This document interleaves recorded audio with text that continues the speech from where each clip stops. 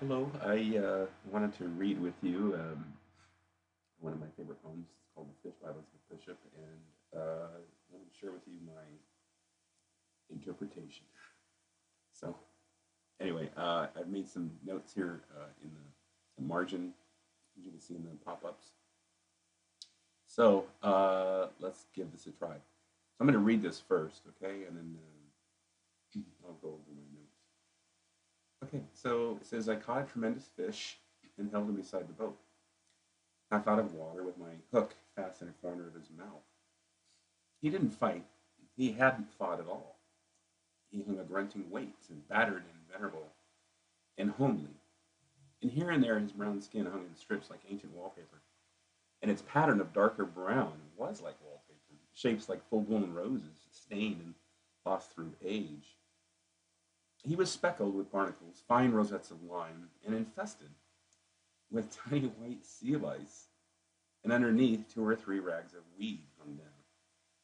And while his gills were breathing in the terrible oxygen, the frightening gills, fresh and crisp with blood, that can cut so badly, I thought of the coarse white flesh packed in like feathers, the big bones and the little bones, the dramatic reds and blacks of his shiny entrails, and the pink swim bladder, like a big peyote.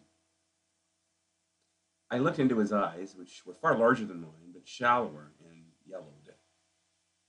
The irises backed and packed with tarnished tinfoil seen through the lenses of old, scratched isinglass. They shifted a little, but not to return my stare.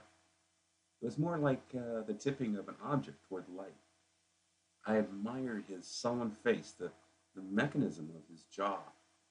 And then I saw that from his lower lip, if you could call it a lip, grim, wet, and weapon-like, hung five old pieces of fish line, or four in a wire leader, with the swivel still attached, with all their five big hooks grown firmly in his mouth. A green line frayed at the end where he broke it, two heavier lines, and a fine black thread, still crimped from the strain and snap when it broke, and he got away. Like metals with their ribbons frayed and wavering, a five-haired beard of wisdom trailing from his aching jaw.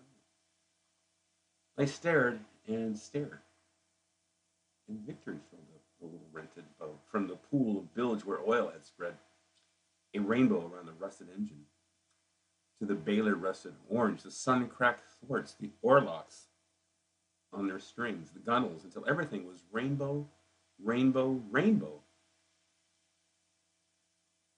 And I let the fish go. Okay, so that's the poem. And here are my comments. Whenever I review this with anybody, I always like to point out this word tremendous because to me it's a bit of a giveaway. Um, the speaker is, in my opinion, referring to Herman Melville's Moby Dick. Because the word tremendous it means large. Okay, so we all can that's one of the meanings. And then there's another meaning though, it's terrifying. Okay, and so in the opening line, the speaker is alluding to and evoking uh, the white whale. Now, the fish that she catches, of course, is not a whale. She catches what's called a grouper, and these are native to the Florida coastline. So I caught a tremendous fish and held him beside the boat. Not in the boat, but beside the boat. So he's not yet in. Half out of water with my hook fast in a corner of its mouth. Now, the half out of water to me is really the poet's showing her hand at deliberate and intentional and artistic ambiguity. So fast in the corner of its mouth. Okay, he didn't fight. He hadn't fought at all. Now, I don't know about you, but I've never come across any fish that hasn't fought. Even the smallest of fish, the minnows, the crappies, the goldfish in your tank at home. All fish fight. It's a survival response. Okay, so he hung a grunting weight, and I mentioned here in the footnotes or the marginal notes that the grunting weight describes the burden that we all carry uh, of having to navigate gracefully through life with all of our hurts In other words, it's the personal histories that we carry around with us, and these can be heavy at times. Sometimes it can be we forget about them when we're very light, so we don't always they're not always that heavy, but they can be. And here, the fish is battered, so that's some indication that the speaker is referring to difficult experiences in life, and venerable. So they are meaningful and important to the to the individual. They don't mean that much to other people. I mean, for example, somebody who lived through Mao's starvation campaigns, you know, what that experience must have been like, and trying to share that experience with somebody who grew up in, say, San Diego. It's a little different, and it's not easy to communicate. So it's battered, it's venerable, and it's a grunting way, and it's familiar. See the word homely here, it's going to mean familiar. Here and there, his brown skin hung in strips like ancient wallpaper, and here the speaker begins to describe the surface of it. But instead of like with Moby Dick, we're all, everybody's terrified of the whale. Here, this fish, the speaker directs our attention to its coziness, its familiarity, its warmth, its comfort. Almost like she's describing, a room in your aunt's house or grandmother's house where she, keeps all these relics of days gone by.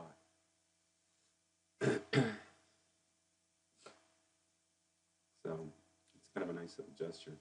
And why does she do that? Specifically, she does that to remove the fear of looking at the fish. And again, the fish here is is our histories, and they are just as fish are those histories in our life are submerged, and they're best kept there because you don't know what people will do. People are capable of some horrible things. Anyway, so you can read more.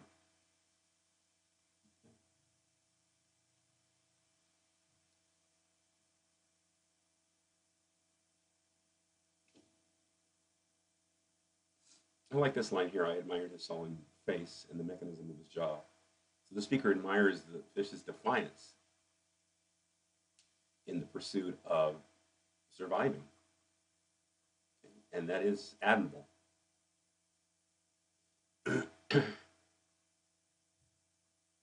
And of course, this is a terrific line where the 5 pieces of old fishing line are fixed firmly in the fish's mouth as evidence, as proof that this is a tough fish that has survived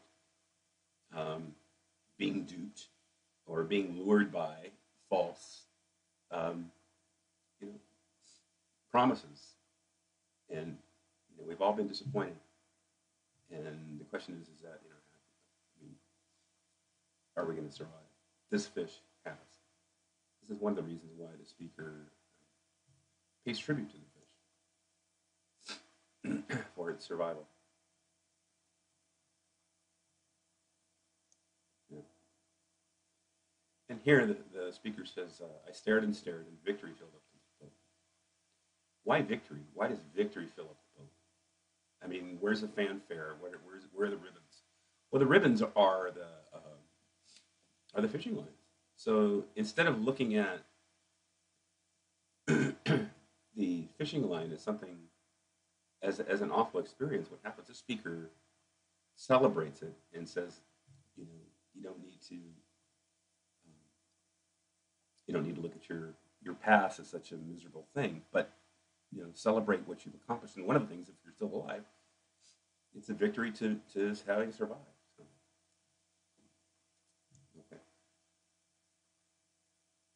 And I explain here that all these details about the boat, that's intended to give us a concrete image of the details of the boat and get away from the transcendent aspects of the fish. It's quite interesting and clever and beautiful. And again, here's the rainbow, rainbow, rainbow.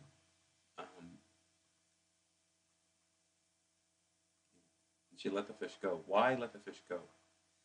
If the fish is responsible, it's not so much the fish is responsible for the victory to fill up their boat. she is, the speaker is. It's her outlook, it's her view of things. That's the victory. It's your thinking that gains the victory over rough experiences. And she lets the fish go, meaning that she's not going to let this thing bother her. Not anymore. Okay. I hope you find this interesting or useful. Thank you. Thanks for listening. Okay.